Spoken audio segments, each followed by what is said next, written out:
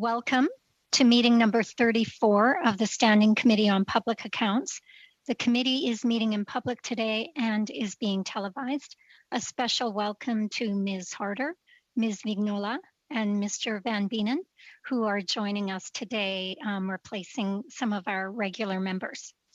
Pursuant to Standing Order 1083G, the committee is meeting today to study Report 1, Procuring Complex Information Technology Solutions of the 2021 Reports 1 to 5 of the Auditor General of Canada.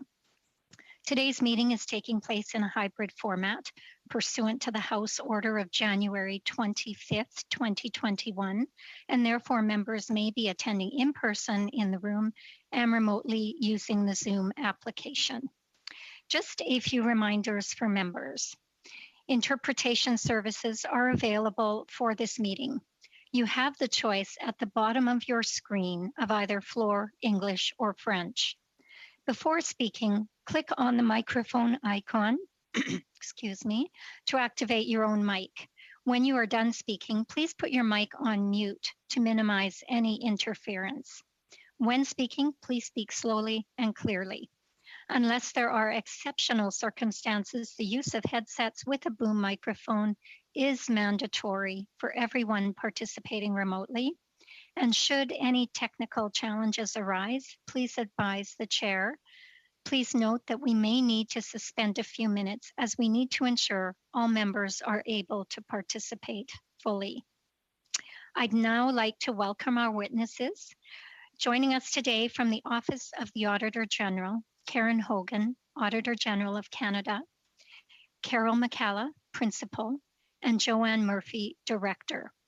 From the Department of Employment and Social Development, Graham Flack, Deputy Minister, and Benoit Long, Chief Transformation Officer.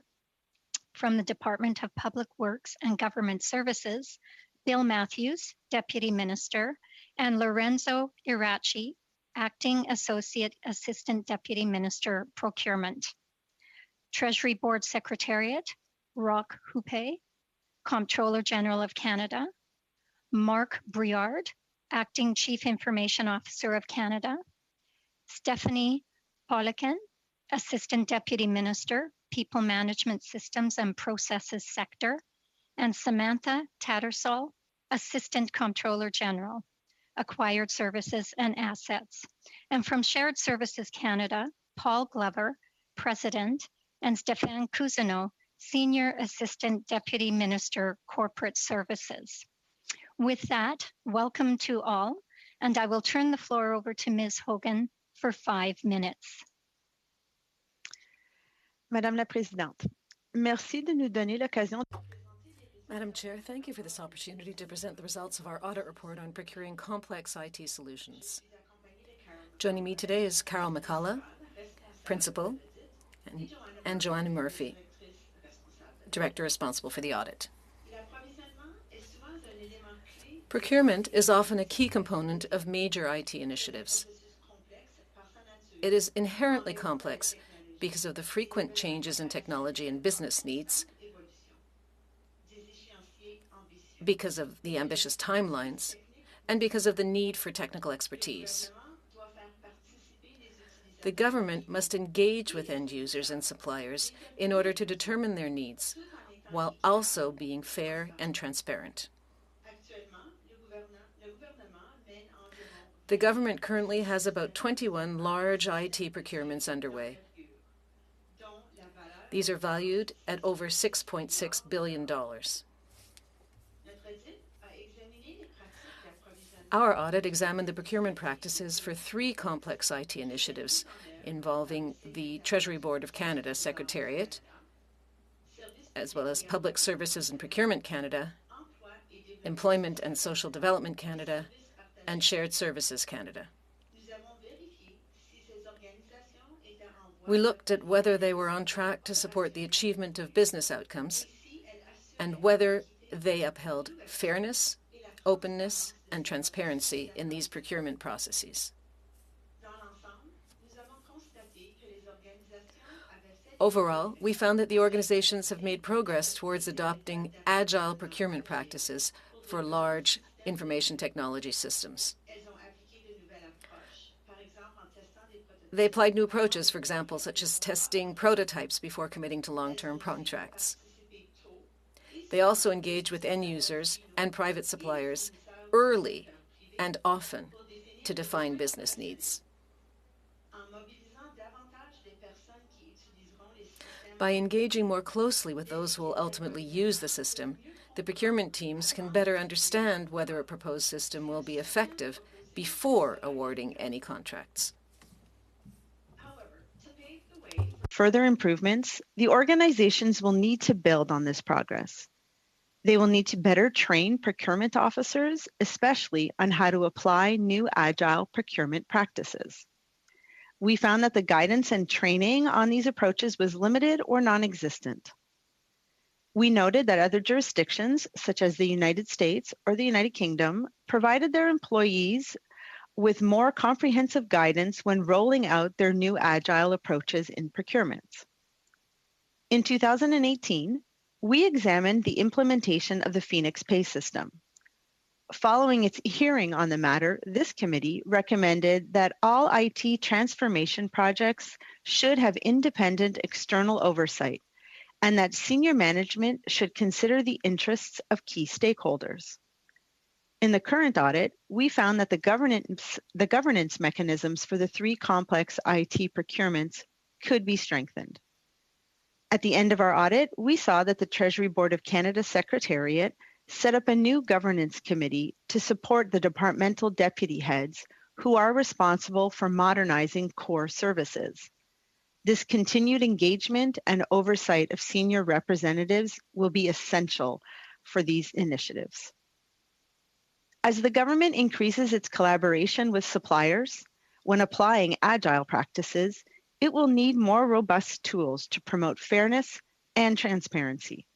We found that Public Services and Procurement Canada and Shared Services Canada made limited use of data analytics to identify potential procurement integrity issues.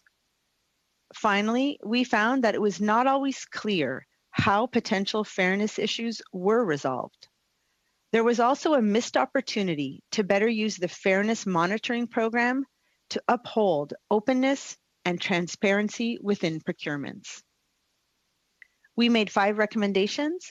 The organizations have agreed with all of them. Madam Chair, this concludes my opening remarks. We would be pleased to answer any questions the committee may have. Thank you. Thank you very much, Ms. Hogan. We will now go to Mr. Flack for 5 minutes. Merci, Madame la Présidente. Je vous remercie pour cette... Thank you, Chair, and thank you for the invitation to appear before the committee today. Employment and Social Development Canada welcomes this report and accepts the recommendation pertaining to the Benefits Delivery Modernization Program.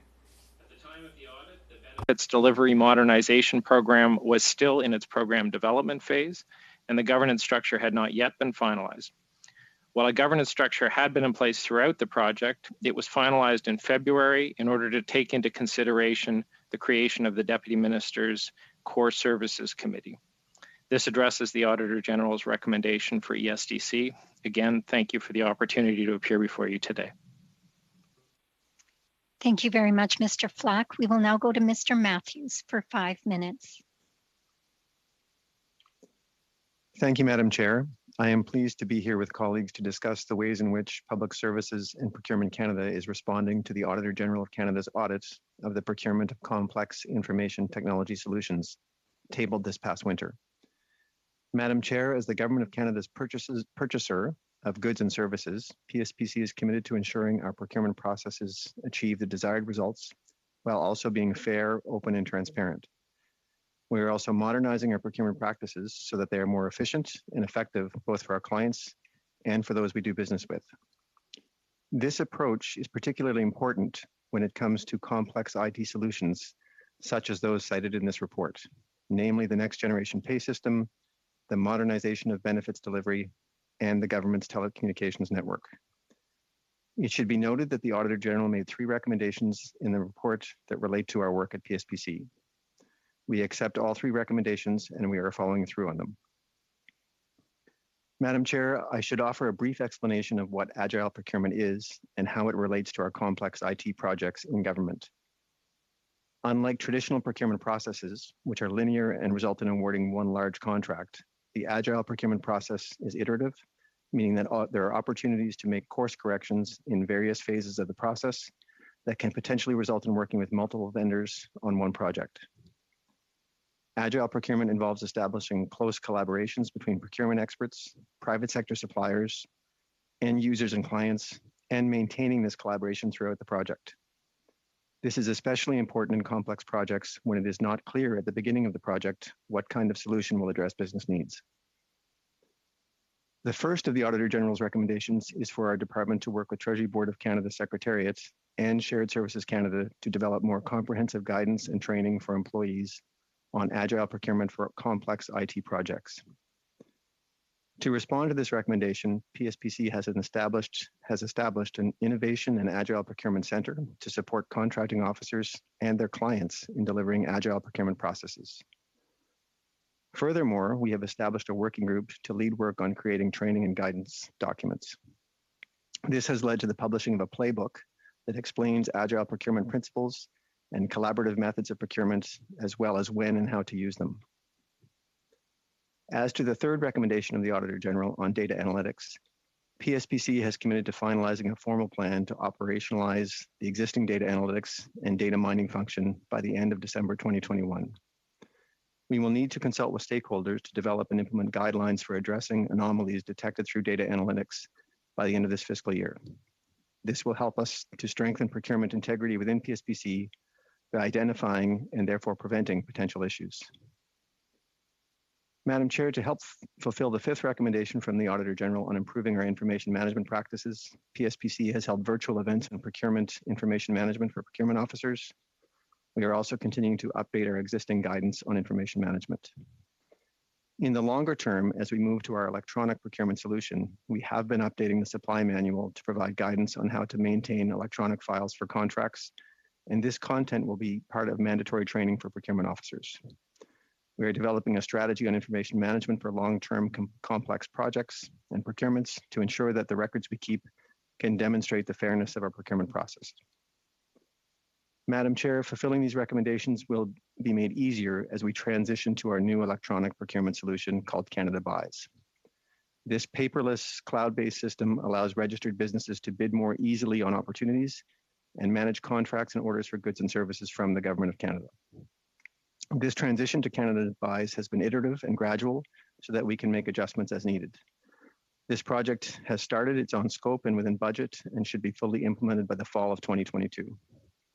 To conclude, Madam Chair, the Auditor General found that we have made good progress towards adopting agile procurement for large IT systems.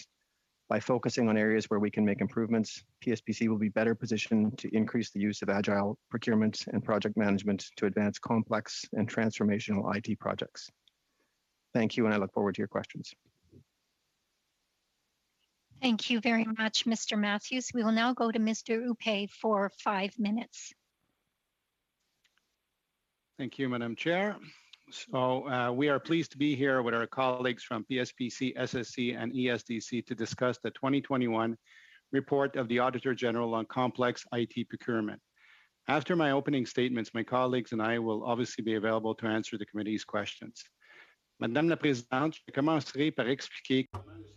Madam Chair, I'll begin by explaining how the Treasury Board Secretariat supports agile IT procurement while providing oversight to major IT projects as part of the government's overall efforts towards more digitally enabled government programs and services.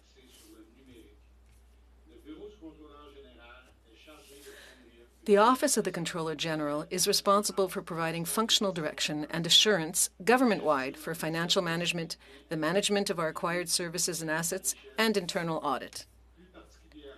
Specifically, as it relates to acquired services and assets, the OCG sets out the policies and directives for investment planning, projects, and procurement.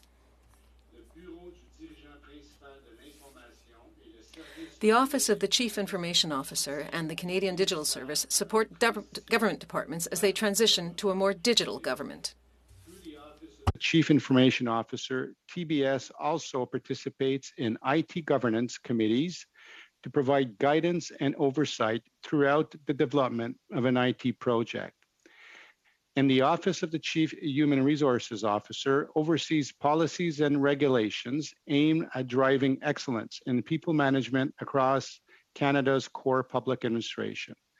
Madam Chair, agile or outcomes-based procurement is one of many kinds of procurement strategies departments can use, so long as they are fair, open, transparent, and provide the best value. And indeed, the current procurement policy allows for departments to procure in an agile way. In her report, the Auditor General recognized the government's progress on adopting agile procurement practices. However, we realize that there is always room for improvement, which the AG pointed out in her recommendations. Recommendation 1.47 stated that the Treasury Board, TBS, PSPC, and SSC should develop more comprehensive guidance and training for employees. Recommendation 1.53 stated that TBS, ESDC, and SSC should ensure that governance mechanisms are in place for each of the complex IT procurements that she audited. TBS agrees with these recommendations, Madam Chair, and we are following up with concrete steps. I am pleased to announce that just a few weeks ago, consistent with our proposed actions under the Management Action Plan, Treasury Board has approved a new directive on the management of procurement. This reset modernizes and streamlines policy requirements and includes new requirements to better enable outcome-based agile procurement approaches. And importantly, Madam Chair, this work is not being done alone. We have been and will continue to work collaboratively with departments to build supporting guidance for the new directive as departments transition to it over the coming year. In addition, we are working with SSC and PSPC to make sure procurement professionals are aware of agile procurement and how to apply collaborative methods. Lastly, we will work with key partners across federal departments to review our existing procurement competencies to determine if they specifically support agile procurement and whether they can be applied collaboratively. Comme pour toute organisation moderne, Madame la Présidente. Madam Chair, as is the case for any modern organization, the Government of Canada needs secure, reliable, and efficient systems to carry out its mandate. The proposed recommendations by the Auditor General and the measures that we have taken to follow up on these will assist us in improving. Thank you, Madam Chair. Questions. Thank you. Thank you very much, Mr. Hubé. We will now go to Mr. Glover for 5 minutes. Merci, Madame la Présidente, pour l'invitation et l'occasion de discuter les progrès. Thank you, Madam Chair, for this opportunity to discuss Shared Service Canada's progress after the audit, and we are happy to be able to answer any of the committee questions on the report. With me today is Stéphane Cousineau, Senior Assistant Deputy Minister of Corporate Services. I begin by thanking the Auditor General for the report and state, as she did, that we fully support its recommendations, which will help make the Government of Canada procurement activities even more effective, open, and transparent. The report acknowledged the progress that Shared Services and its partners have made toward adopting agile procurement practices for large IT systems. And we appreciate that we were acknowledged for our application of new procurement approaches and for our engagement with end users and private sector suppliers. We acknowledge that further work is needed, and to further make those advancements, the report expressed the need to build on these experiences in 3 key areas. First, by ensuring governance and partner engagement mechanisms are in place. Second, by updating the guidance and training for procurement officers, especially on new agile procurement methods. And third, by leveraging data analytics and information management to better monitor the integrity in our procurements. Shared Services Canada is working closely with the Treasury Board Secretariat and with Public Services and Procurement Canada on transformational IT procurements. We are ensuring our employees have more comprehensive understanding of agile and collaborative procurement methods through refinements to guidance, training, and ongoing support.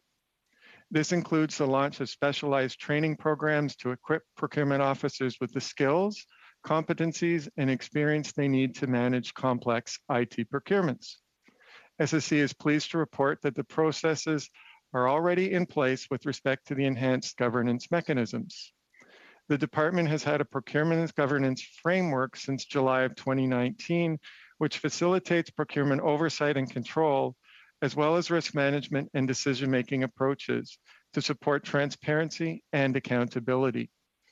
The mechanisms help us engage stakeholders, articulate roles and responsibilities, and match decision-making with firm commitments.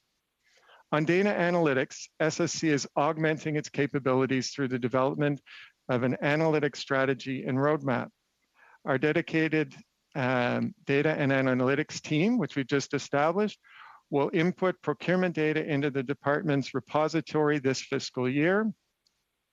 We will then obviously mine that data to see opportunities. We'll use this as a pilot. We'll be looking at artificial intelligence, machine learning to identify potential integrity issues and move more quickly. Since the time of the audit, the department has implemented a number of information management tools and procedures to ensure fairness and demonstrate that procurements are indeed fair. The department has developed guidelines on procurement file organization and makeup, and procurement file documentation lists and compliance and quality assurance programs, which contribute to sound information management practices, consistency in all of our files, and completeness in all of the files. With respect to the next generation Human Resources and Pay Initiative, SSC continues to work with the Office of the Chief Human Resources Officer and Treasury Board Secretariat, as well as senior officials and users in other departments and agencies to refine the business needs and anticipate change management requirements. The exploratory phase announced last fall has been completed. This phase established the technical capability of the government to adopt software as a service as a solution and undertook a gap analysis of the proposed solution against existing business requirements. The next phase will be to design and experiment. We will configure and test the proposed solution using real data. Further tests with more complex pay groups will also be undertaken. As the initiative moves through more substantive phases, decision makers will be engaged thoroughly. Our new integrated enterprise governance structure prioritizes key accountability, program assurance, and challenge functions, and extensive stakeholder consultation and engagement, as well as regular updates and advice sought from our external expert advisory committee. All of the work is being informed by lessons learned from Phoenix and other large-scale enterprise transformation activities. Decisions on the way forward will be driven by user insights obtained during this initiative. Thank you. We would be happy to answer any of your questions. Merci, nous sommes prêts de répondre à vos questions.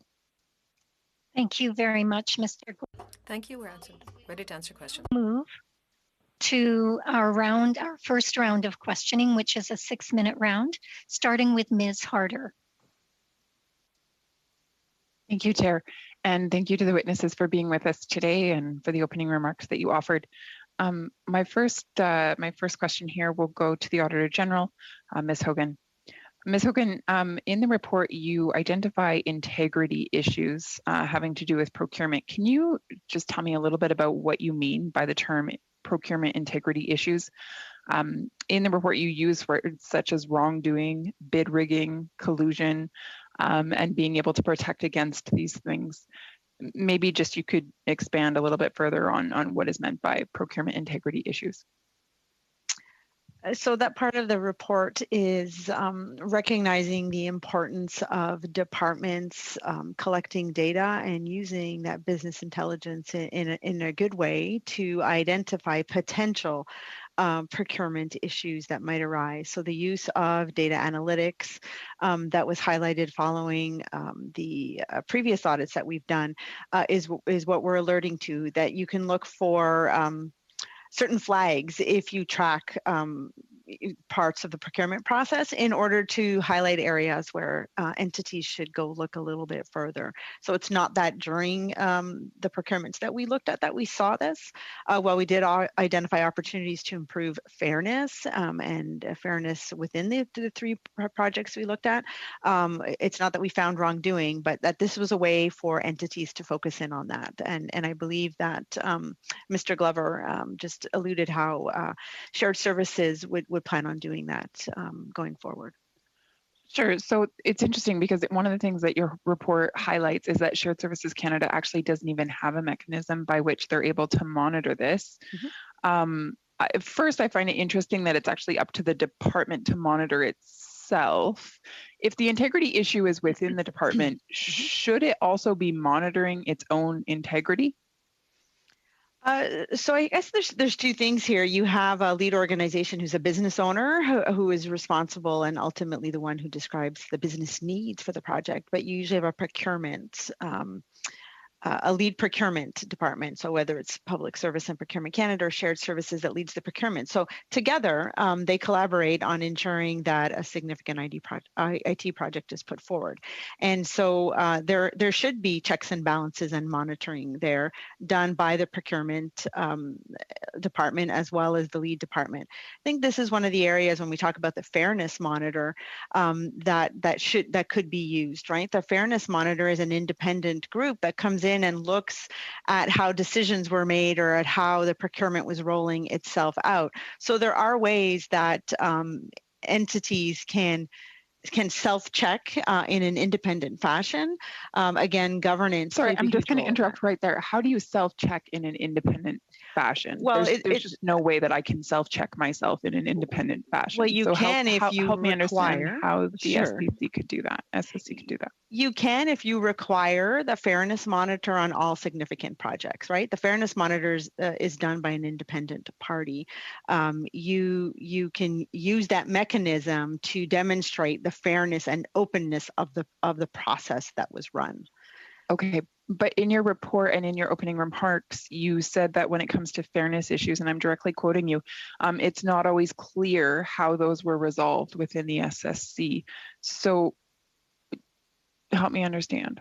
Clear. That's why we made those recommendations, that they had a missed opportunity with their Fairness Monitor program, but that they also need to develop tools like data analytics going forward. We did not see those kinds of things in shared services during our audit, and it is something that we recommended. So it's exactly why we highlighted that there are improvements that could happen to the processes. While we were very encouraged that the government has taken steps towards trying a new way of working, so looking at agile procurement in order to modernize and improve procurement of complex IT. Now it's time to take another step and build on that, which is to incorporate fairness and integrity issues in monitoring into those processes, because agile requires a lot of collaboration with third-party vendors. And when that happens, you want to make sure that you have good fairness processes in place. And we just didn't see that being well documented or demonstrated during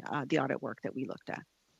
Okay, so just switching gears slightly here, in your report, you concluded that Public Services and Procurement Canada, Shared Services Canada, and the Treasury Board of Canada Secretariat and the Employment and Social Development Canada, that they did not provide sufficient guidance or training to their staff, and they did not effectively engage stakeholders in their procurement initiatives. So that's directly from your report. So can you comment on that further in terms of what you mean by they did not effectively engage stakeholders in their procurement initiatives? What could have been done better? Absolutely. So one of the significant findings that we had coming out of the Phoenix work that we did back in 2018 was the lack of involvement with end users and keeping in sight, as the project moved forward, the actual business needs and how the IT solution would be used in the day-to-day. In the procurements that we looked at in the next generation one, we saw a lot of engagement with end users. And if we compare that then to the communications, the Workplace Communication Services project, D&D was only engaged at the end. And as a result, the procurement that occurred there did not meet all of the needs of the department, and now additional costs and other contracts are going to be needed in order to give them all the functionality that the department wanted. So it isn't about focusing in on timelines, but about focusing in on business outcomes. And that's where agile procurement plays a really big role in complex IT. It is keeping the outcomes and the business needs in mind throughout the entire process. Thank you very much, Ms. Thank you, Chair. Harder. We will now go on to Mr. Van Bienen for 6 minutes. Thank you, Madam Chair, and thank you also to our witnesses for taking the time to be with us today. And for some of you, this is the second time this week, as it is for myself. One of the great things about committee work is being able to study programs and the work done by a variety of programs and to put them into perspective with what we know and hear from our communities and our stakeholders. And it's also great to be able to provide recommendations to strengthen what is being done. My question is for Ms. Hogan. You raised that there remains more work to be done, and I think that's all part of learning and adapting. So my question is what steps have you seen taken so far, recognizing that there's always going to be room for improvement? And how can departments go further to more fully implement this more agile iterative procurement approach? Oh, thank you for that question. This audit, in fact, was even something different for us. It's not typical that we engage ourselves early on in procurement initiatives, but we felt that it was important to do given the next generation and benefit modernization projects were critical to services to Canadians going forward. And we wanted to ensure that departments had built and learned from the lessons from the Phoenix pay system audit. And that's exactly what we saw, is that they started to build on those lessons learned and took steps towards trying a different way to go about procurement that involves better engagement with third-party vendors to help design and design out the technical aspects of a system to meet business needs.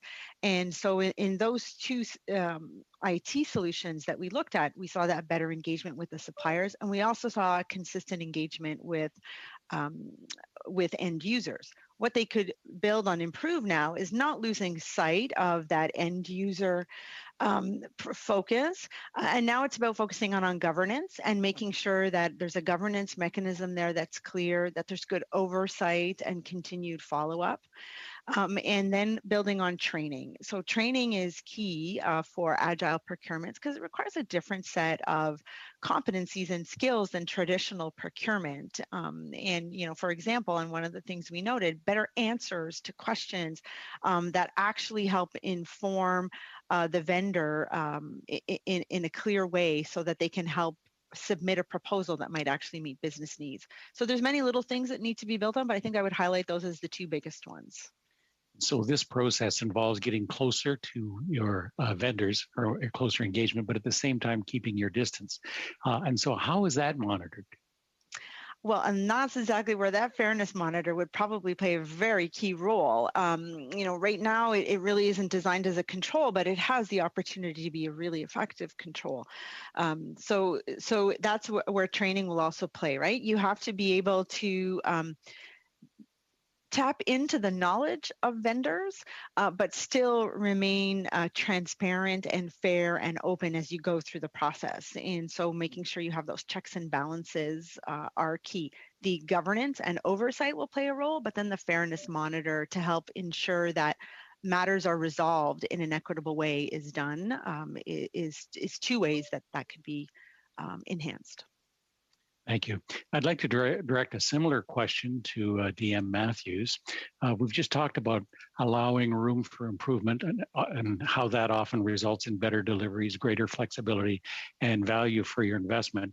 And I'm wondering about your thoughts on how the workflow has been strengthened or how communications is being made clearer, both to the prospective suppliers and long-time relationships. Mr. Matthews. Thank you for the question, Madam Chair. A couple of points to make here. Training for our procurement officers is always evolving. So agile is the flavor of the day. And so we're updating our training. We've already started, but there's more to come on that front in terms of making sure that procurement officers are equipped to deal with this new approach. What I'd highlight there, this is not just a procurement methodology, it's a whole project management methodology, and it involves often more outcome-based projects as opposed to our traditional IT procurements, which are very prescriptive in terms of what we're looking for. So it does change the way we engage with industry. It does change the way we structure our request for proposal, and it would change the way we evaluate those responses. So engagement is more important. In our discussions with industry, everyone is using the word agile, and there is a very helpful diagram in the chapter that kind of lays out agile at a very high level. I think what we're finding as we discuss with industry, once you get below into the details, there are still evolving interpretations or differences of opinion of what agile means. And so working with industry to get a common understanding of just what agile looks like at a detailed level for each project is a key part of our outreach to industry, both at a theoretical level, but also as we launch new procurement opportunities. Thank you. With regard to the efforts undertaken to identify and address issues of wrongdoing in the procurement process, what steps have you taken to strengthen the integrity of the process and the outcomes to ensure both transparency in the procurement bidding process and also in fairness? So can you explain how the fairness monitoring program is intended to support the procurement process as you see it, and how this program is being strengthened following the review that was noted in the report? A very short answer, please. Okay, thank you, Madam Chair, and I can come back to this later if it's of interest, but two things. I think improving the sophistication of our analytics is, and the Auditor General has touched on this. We've had some experience in this in the past where it was more difficult than we would have liked because of inconsistent information in our data.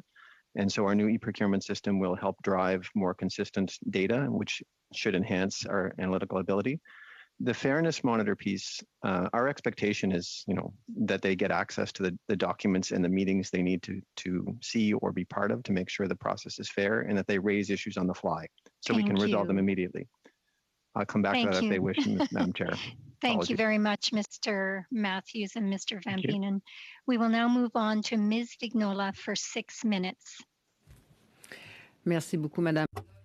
Thank you very much, Ms. Block, and thanks to all of you for being with us today. Some of you saw us just a few hours ago. Ms. Hogan, I'd like to refer to your recommendations about opportunities to improve governance. I'm talking more specifically about recommendation 1.42.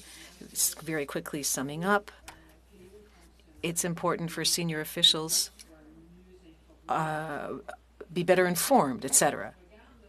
If I look at the 2018 report, I note that your recommendation 1.105 of 2018 is strangely similar to this year's recommendation. How do we explain the fact that 3 years later, and we're not talking about COVID, 2018, there was no COVID. So after 3 years,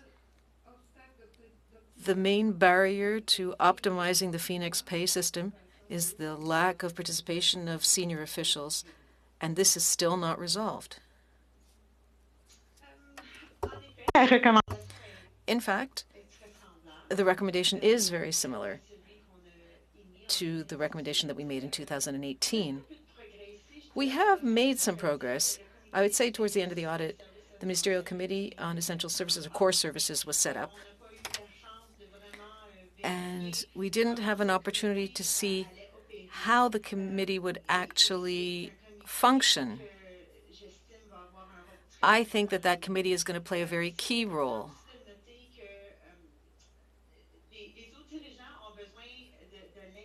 Other officials need complete information, and this is an aspect that we have to always keep an eye on, because this tends to be forgotten.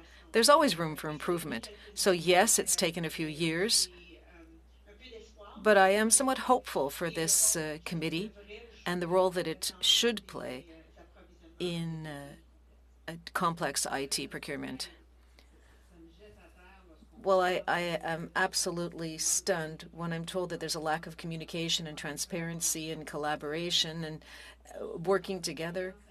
I mean, I've been a teacher, and these are skills that are absolutely required in the world of work, in the world of teaching. We require this of children. It's the year 2021. And this is still not being applied to the world of government? How can you explain this? It's being applied everywhere. Why is it that here where it should be the most efficient, it's still not being applied.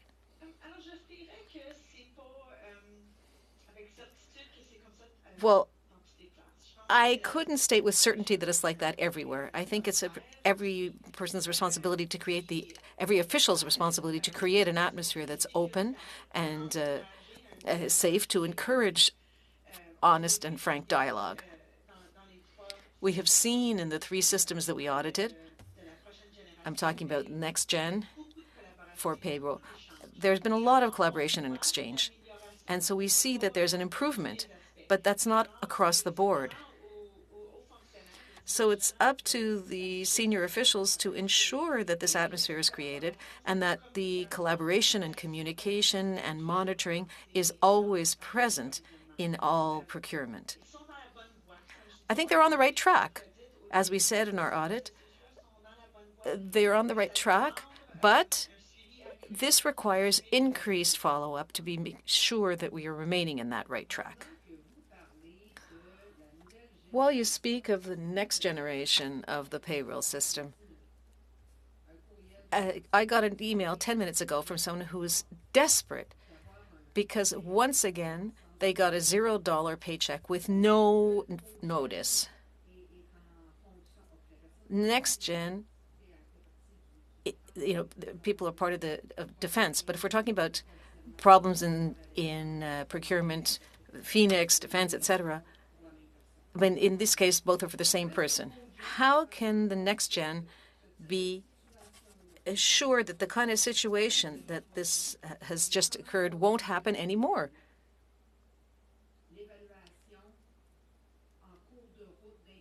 How can an in-process implementation assessment take place? Has all of this been properly done? I think Mr. Matthews would probably be interested in adding some opinions here, but what we're seeing with the NextGen project, the Next Generation Human Resources and Pay Initiative, is that they are applying the lessons learned from Phoenix. Right now, they do pilot projects. They have 2 pilot projects underway. And these should inform the system and the technical aspects of the future system. I recognize that the government is taking its time to find the right solution, and that's a good practice. They're focused on end users, but we're still at the very beginning of the process. I will ensure follow-up for this project because Phoenix has had a major impact on many officials, on our office, on our audits. So, of course, I will always keep an eye on that. Thank you very much. Vignola. We will now move on to Mr. Green for 6 minutes. Thank you, Madam Chair, and it's great to be here with everybody virtually from Hamilton, seeing my friends from the Auditor General's office again. This was obviously something that we looked at in another committee at OGO, but I didn't get the chance to ask if in the amount of money that is set aside for IT procurement, if through you, Madam Chair, to the Auditor General, did their office apply Gender-Based Analysis Plus to any aspect of this audit? And if so, what did it reveal? Thank you, Madam Chair. I knew the member was going to ask me this question, and sadly, I'm going to give him the answer I gave the last time he asked this question. This was one of those audits that was started even before I was Auditor General, and my commitments to the committee to include a criteria and to assess gender-based plus analysis will be one that I carry out in future audits. Here, we didn't look at the actual procurement, so I can't tell you that we looked at whether or not the departments themselves did a fulsome analysis as they started out their pilot projects. That would be a question better asked to each of the entities. We really focused in on the new method of trying to procure and modernizing the procurement in this audit than the actual procurements themselves. I do want to offer a last point that we do have an audit plan for the benefit modernization projects, given its significance and importance to so many Canadians, that we expect to table in the fall, I think, of 2022. And we will be looking at gender plus analysis at that point in that context of that procurement. Then perhaps through you, maybe Mr. Matthews, who has certainly been in the trenches with us over the last couple of studies. If he could maybe comment on whether or not IT procurement would be subject to the federal contractors program, or if that would be outside of this purview. I think I may have to turn to one of my colleagues on this, but maybe Mr. Flack. If not, I'm happy to get back to the member, Madam Chair, through you with a follow-up on that front. Unless, sorry, maybe I should let Lorenzo take a shot at that first. But can I just ask a question? This is just a personal interest question through you, Madam Chair. Mr. Matthews, are you familiar with the federal contractors program? Yes, I am, and we've had these questions on this program in the past. It's not a program managed by PSPC, and that's why I'm struggling, in fact, with where to direct the question. I believe it's ESDC has responsibility there, but my colleague, Mr. Flack, may be able to clarify that.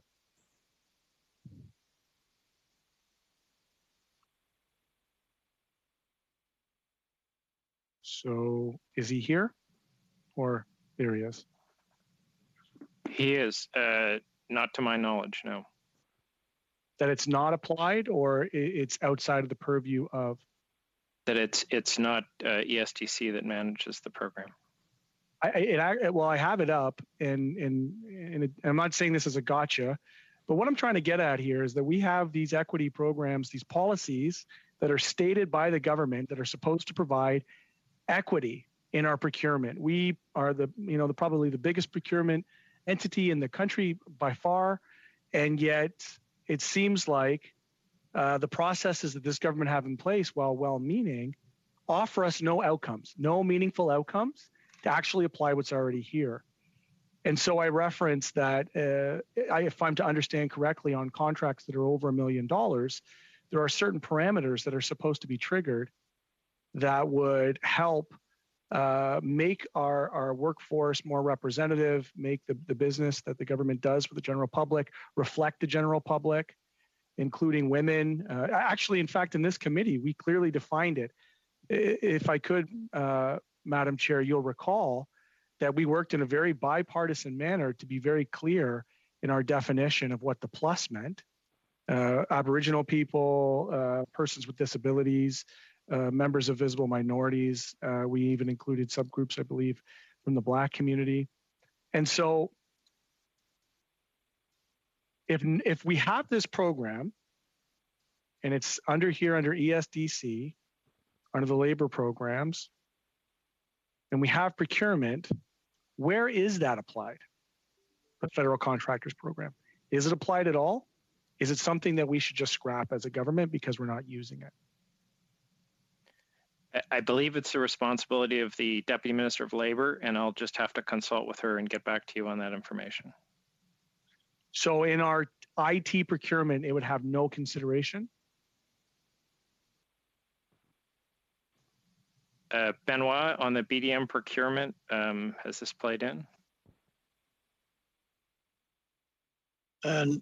Not that I know, but I would have to take it away the same way the deputy suggested, simply because the application of the program may or may not apply to procurements. I don't know. Sorry. Would they, so in a basic way, would our IT contractors, the third party folks, not fall under the contractors who do business with the Government of Canada? And so basically the federal contractors program is defined by contractors who want to do business with the Government of Canada, which seeks to achieve and maintain a workforce that is representative of the Canadian workforce and includes the members that I've just applied. So we have this policy. I've talked about it many times at this committee and other committees. Nobody seems to know where it's applied or how. Would you care to comment through you, Madam Chair, to Mr. Flack about instances and where it is actually applied, if at all?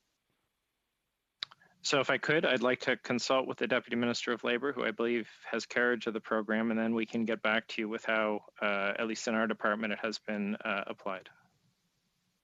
I'll go on the record right now. I'm just going to state this for the record and state that my deep disappointment that senior members of the departments that are present, including, quite frankly, I'm going to have to say the Auditor's General's office as well, is failing to pick up on a significant point that has been topical from this government for the entirety of this term in Parliament. Am I up? Am I done? I'll have more time to come back to this, Ms. Block. I do appreciate this. I think people get a sense, and I'm on the record now for my deep disappointment. That's my disappointed dad that I have for this particular committee. Thank you very much, Mr. Green.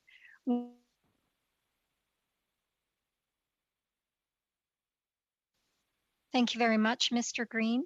We will now move to our second round of questioning, which is a 5-minute round, starting with Ms. Harder. Thank you, Chair. Ms. Hogan, I'll just come back to you and pick up kind of where we left off. In your report, you talk about procurement and the step-by-step guideline that should be in place in terms of agile procurement. And you've talked about this with other members. I'm just wondering, like, when it comes to agile procurement, when it comes to this new method, are there consistent metrics in place within SSC, or are those metrics changing? Are they fluid? Like, how does that work when it comes to, quote, agile procurement?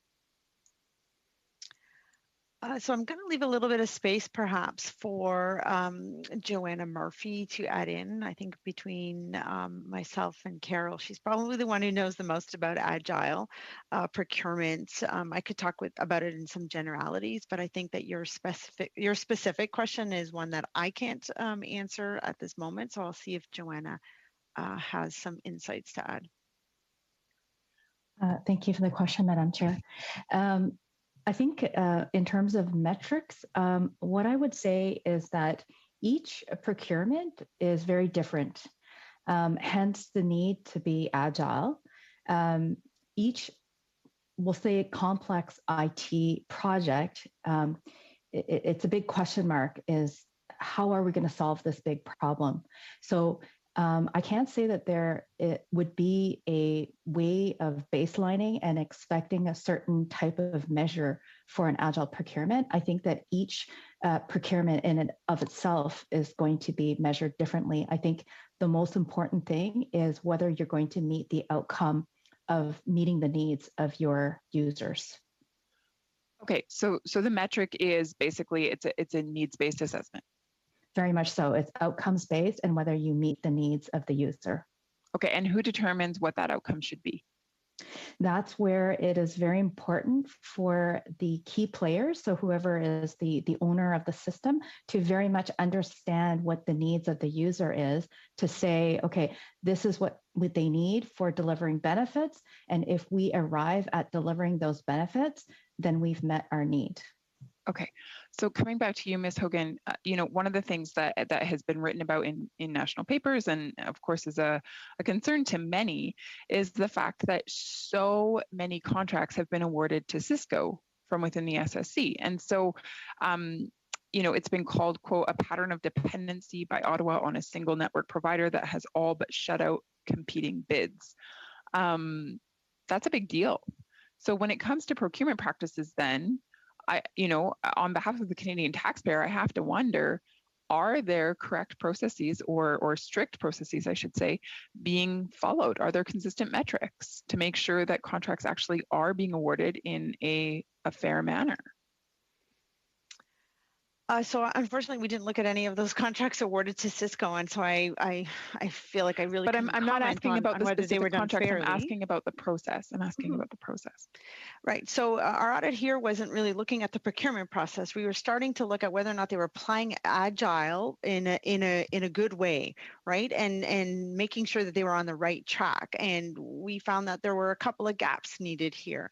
So definitely some training if you're going to embark on agile procurement processes for complex IT solutions, where agile really lends well to a complex IT solution, where you need some of that private, sector expertise to meld with the business needs. You do need to worry about fairness and transparency, and that's why we highlighted the need to have a better fairness use of the fairness monitor, and better ability to demonstrate how fairness issues were resolved going forward. Agile involves many vendors, and trying to keep many vendors engaged as you move through in order to try things that might not work and adjust and go back. And so it is a different way of procuring, and one that requires different skills, and that's why training is important.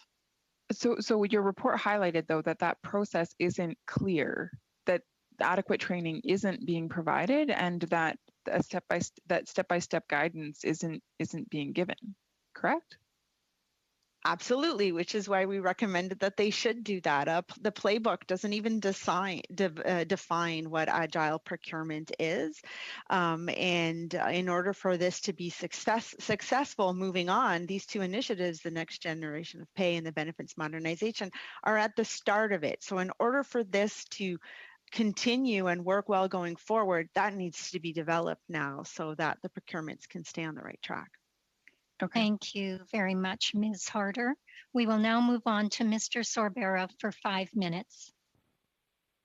Thank you, Chair, and good morning, everyone. It's been a busy morning, to say the least. And this Auditor General, this report, which I know you mentioned, began not under your watch, but under one of your predecessors, is very important, and even more so important when we think about the world we live in and the world that we've experienced since the start of the pandemic, which I always date as March 15th of last year in my head.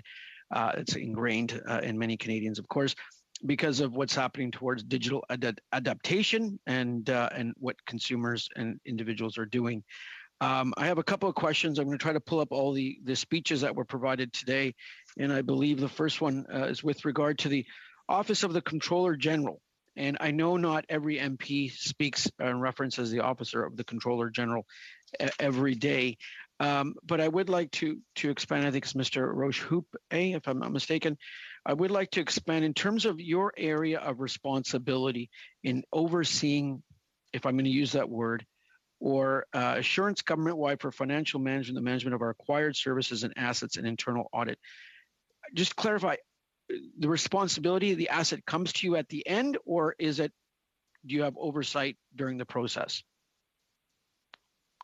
So thank you for the question, Madam Chair. So our role basically is in establishing the frameworks, the policies, the guidelines in which the departments will actually operate in. So when you talk about acquired services, as per my speech, we actually just have new policies that have been approved over the last 18 months that deal with the planning of investments, which includes a new directive on procurement that was actually approved 2 weeks ago, a new directive on project management and on asset management. So through these policies, through these documentation, we provide the guidelines in which the departments have to operate in, obviously. Okay, and sir, I know you use the word guidelines. I like to use the word guardrails. Yeah. If I can use that word, I like to use the word guardrails for these large projects, which obviously utilize literally billions of dollars of taxpayer money to ensure a smoothly functioning public service. If I can frame it that, I'd like to move on to Mr. Matthews, your remarks and the acceptance of the recommendations. The third recommendation on the Auditor General on data analytics. Obviously, data analytics is so very important. But if you can just sort of explain to me why it's important for your group and how it's going to be utilized, because it's great to get data, but if the data is useless or out of date or not the right data, then you're going to go down a road that we don't want to go down. And if I could add that color. Thank you, Madam Chair. So it is critical to upgrade the analytics function to effectively add sophistication to our work. What I would say about our experience to date, and it's referenced in the AG report, is that it was difficult to do good analytics because of inconsistent data. And an easy example here, just for members to get their heads around, is suppliers being described by different names, but they're the same supplier. So it's really hard to do analytics if you're categorizing the same company by slightly different names. So when you're looking, so the new e-procurement tool that I mentioned, or system that I mentioned, will, it's launched. It will be fully operational shortly, and that will allow us to upgrade the sophistication of our efforts on this front. And what you're really looking for is patterns. contract splitting, price fixing, collusion, and you really need to have a consistent interpretation of the suppliers out there to properly do that type of analytics. Okay. And Mr. Matthews, if we can, when you're talking about the procurement solution, you're talking about the Canada Buys solution? Yeah, Canada Buys, and a big part of that is the e-procurement software system that's been launched, as well as the portal for suppliers, but yes. Because if I take a step back and just think of the high level, we have a budget in Canada, or give or take $300 billion on a normal year.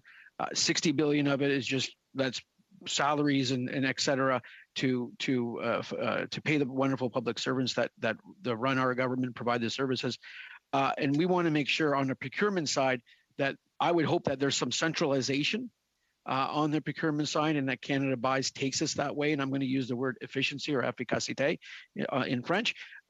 Will this take us down that route? So there's already centralization to a degree in that PSPC and Shared Services Canada do, run the procurements for large dollar procurements. What this does, though, is make the tools and the process more standardized and more automated to allow us to better collect data and also make it easier for suppliers to bid on government opportunities. Thank you very much, Mr. Sorbera. Thank you, Chair. We will now move on to our 2.5-minute round, a rapid round, starting with Ms. Vignola. Merci beaucoup, Madame Bloch. Ma question.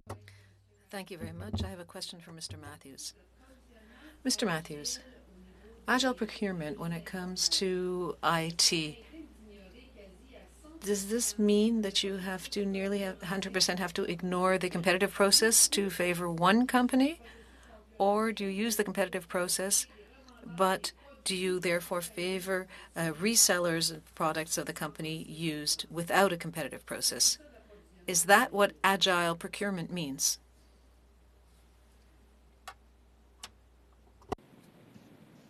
Merci, Madame.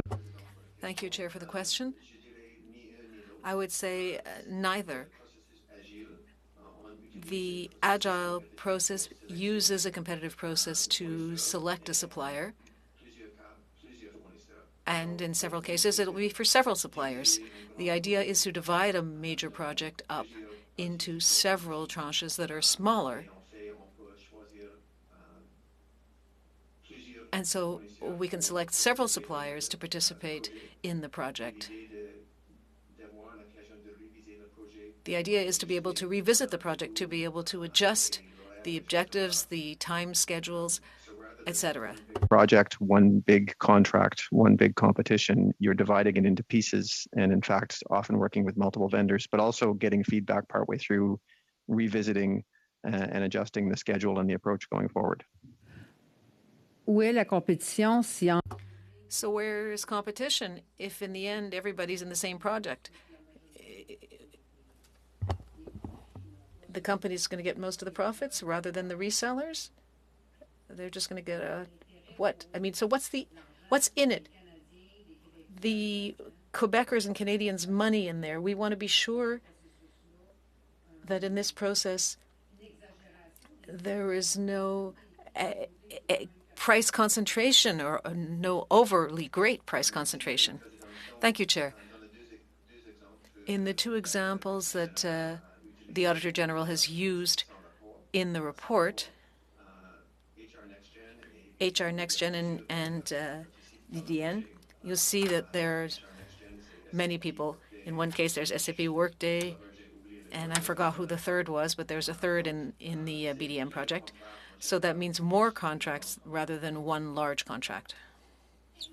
Thank you, Ms. Vignola. Merci. We will now move on to Mr. Green for 2.5 minutes.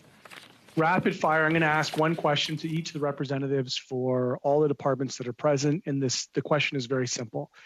Did your department apply GBA Plus to the development, implementation, or oversight of the programs that are before us today? So we can start with TBS. Yes, from a policy perspective, any policies that go for approval to Treasury Board ministers will have a GBA Plus analysis done. And in our recent policy that just been approved, we have, I would say, additional clarifications around GBA Plus and how we could promote it. Absolutely. Okay, can we go on to PSPC, please? Thank you, Madam Chair. Same answer. Anything that goes to Treasury Board for approval requires a gender-based analysis, and contracts of this size or projects of this size go through Treasury Board, so the procurement piece goes through us as well. And the same from ESDC, please, on the record.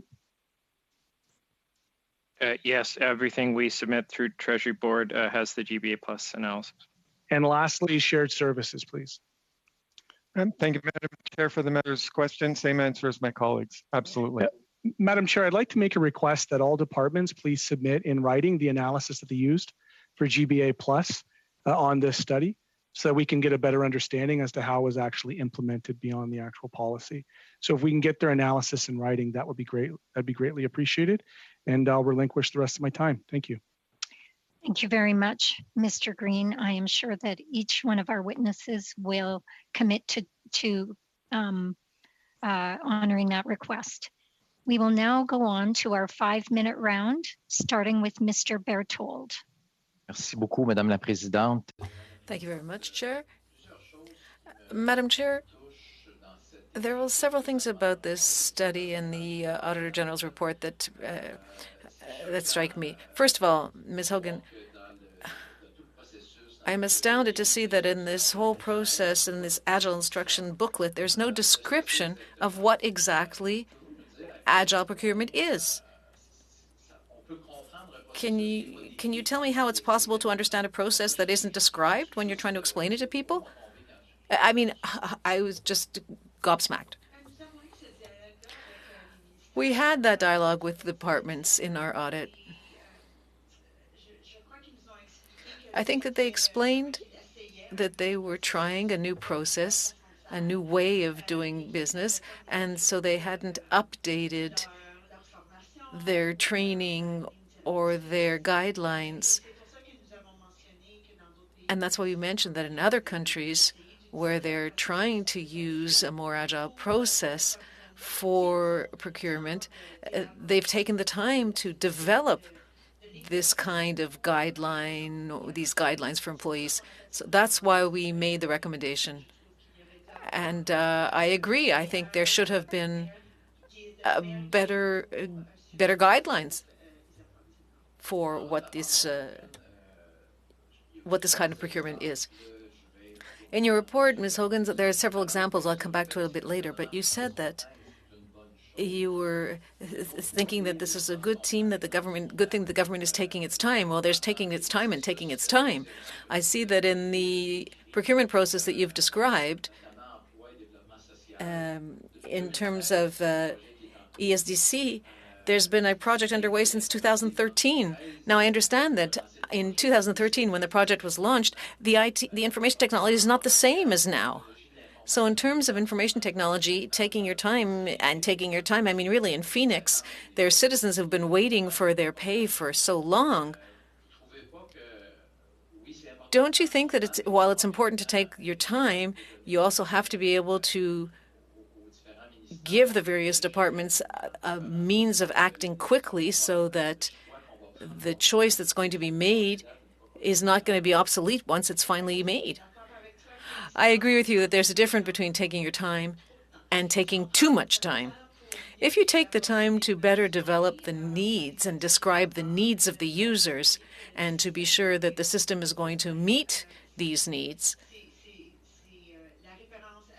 that's what I was actually referring to when I said I was glad that they'd taken their time. Perhaps the Deputy Minister could give more reasons to explain why that project started in 2013. But I believe, to my knowledge, it was because systems had been added. So initially it was the EI system, but then other benefits were added into the system, and they realized that they had to describe user needs first better before moving forward in procuring a system which would be off the shelf. So that was a good way of taking time. Yes, but this has been going on since 2013. And in the other file, Shared Services Canada was starting to do their telecommunications transformation and transition over to the internet. They started in 2013, and they're expecting to complete it in 2026. I understand that it's big and it's complex, but I think that we're not keeping pace. The government doesn't always have the most recent tools and means to appropriately respond to citizens' needs. Now, in your report, you mentioned, this is something else that caught my attention, that senior officials in the departments are not sufficiently involved in the process and that they should be more involved and be more engaged. Well, this to me is the very basis of the notion of accountability. So what's lacking? What led you to say that senior officials are not involved enough? I saw one of the comments in response to your recommendations where I'm told that the senior official of human resources is going to continue to deal with this. Well, I didn't see that as being satisfactory because these are not the most senior officials involved in these mega projects that take years to accomplish. Well, you've raised several points in your question.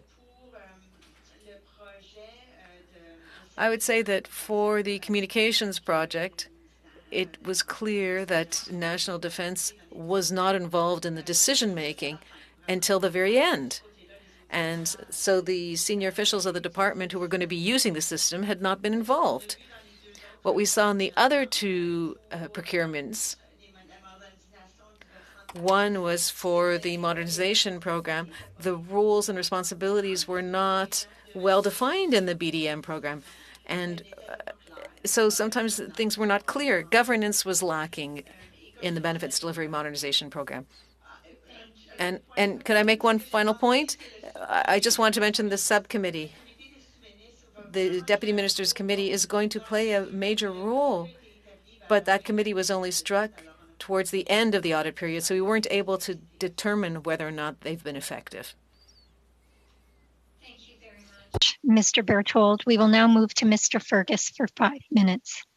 Merci beaucoup, Madame la Présidente. Puis j'aimerais encore remercier.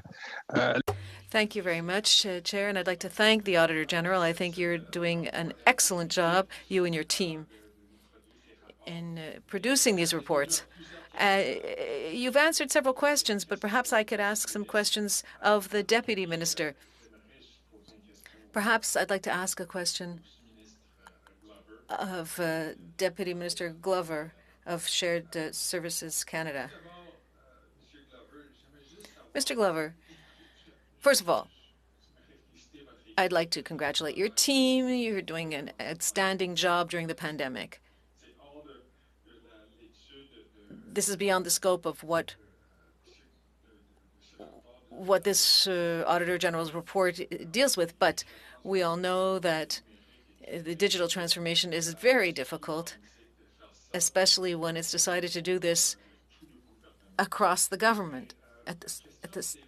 But my question is, how were you able to change your internal operations to be sure that there really is a very clear procurement function that's open, that's fair, that's transparent? Thank you, Chair, for the question. Happy to respond. I think the first thing that I would say, and it comes to the Agile principle, is while we had a plan, we focused on the outcome. And I think historically people got really wed to plans and budgets rather than to outcomes. And so one of the fundamental shifts we've made is a clear understanding of what is the outcome that is required. And we focus on that. I think the other mistake that we've historically made, as the Auditor General said, is assuming we knew what that outcome was. And we now work very, very closely with the business owners to understand what the outcome they need is. And then we engage with industry to find the best way to meet that business requirement. And that is part of, I think, the essence of that Agile process. You do lots of small, quick steps. If you're going to make a mistake, you learn it quick, you learn it early, you wire it out of the process, you learn, and you move forward and scale up. And I think that's been a lot of what we've been trying to do. For example, with NextGen, we don't have one vendor, we have 3 vendors still engaged, still competing for the government's business. We have multiple pilots going on at the same time. And we're going to, before we flip the switch and go live, we're going to make sure that those systems work as it moves forward.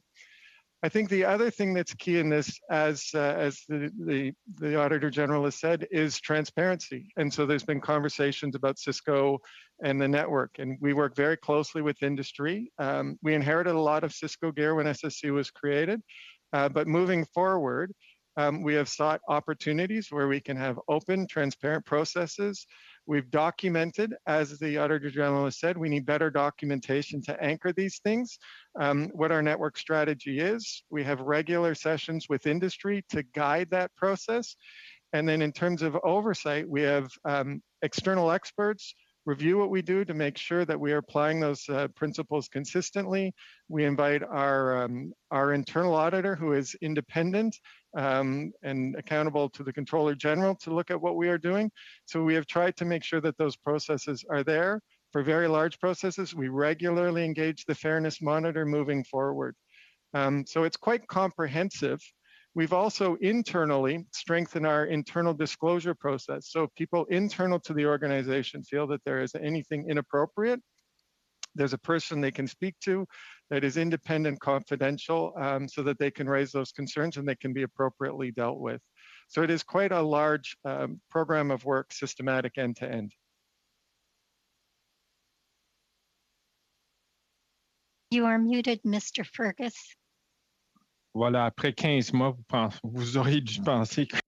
My goodness, after 15 months, one could have thought that I would have not forgotten this and would not be still on mute. In any case, Mr. Glover,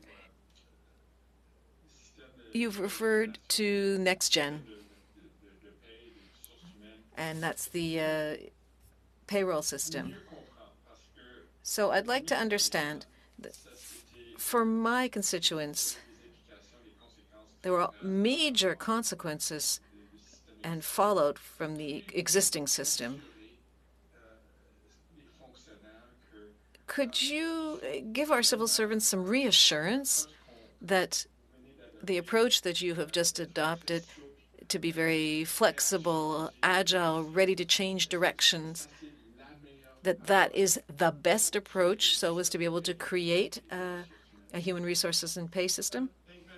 Very short answer, please. Absolutely, Madam Chair. The short answer is yes, we can reassure. We have learned the lessons. This project is focused with a very clear business owner in OCRO. We are working with committees that include the unions. Pour le public. The Office of the Chief Human Resources Officer, the policy lead, we are working with the unions, with representatives of employee groups.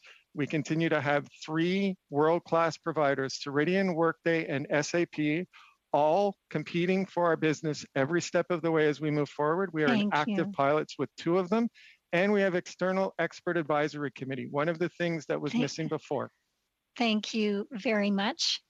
We will now move on to our next round of questioning, which is a 6-minute round, starting with Mr. Lawrence.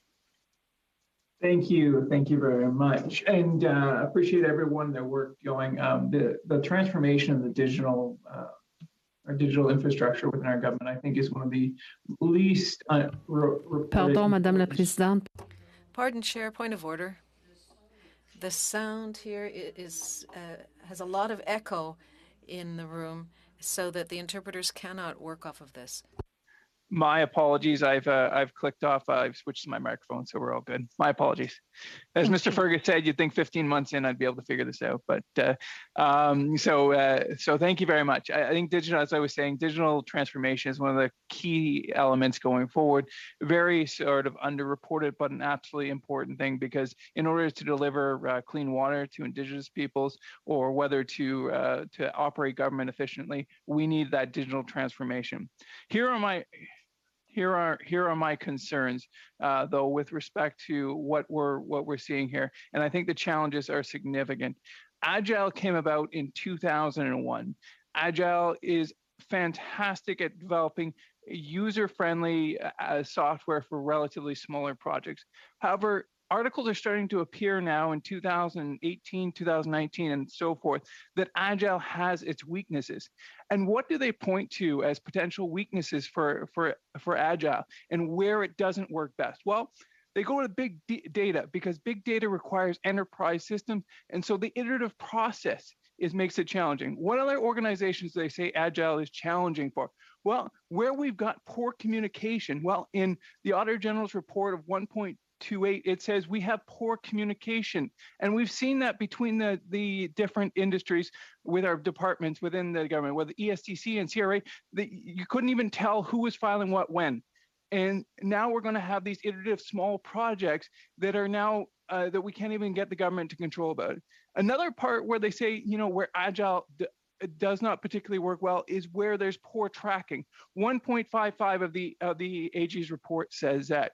I think we are going to see a car crash here, big way that will make Phoenix look small because of what we're doing here. Because Agile is great in certain circumstances, but it doesn't fit particularly well here.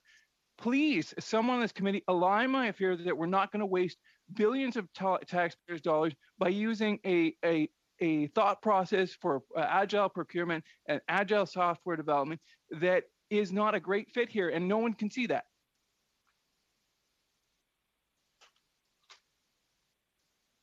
Madam Chair, maybe I'll start with the response to the member's question. While there is great promise with Agile, I would agree wholeheartedly with the member that it is not a process we use all the time for every single project. It is dependent on the project, the nature of the project, and its risk. And there are times when Agile is important. The outcome requires a certain speed, or the nature of the project, as the member said, is about building something. But I can elucidate a number of other projects where we call them measure twice, cut once. We go very slow, very careful. If I'm closing a data center that's got mainframes in it, if we're moving a data center, if we're making major changes to huge parts of the network, we don't experiment. Okay. We don't iterate. We make sure that that is well planned and well documented. So I think the key to alleviate the member's question and concern is the precision, the timing when we use Agile. And it is when it is about development and adoption. Okay, so and that does, I appreciate that answer and thank you for that.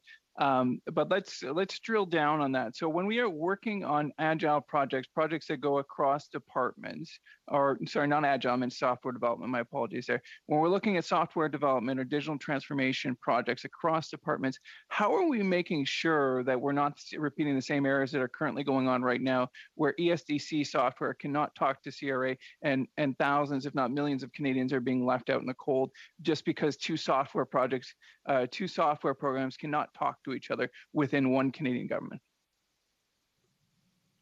Maybe I can add to that.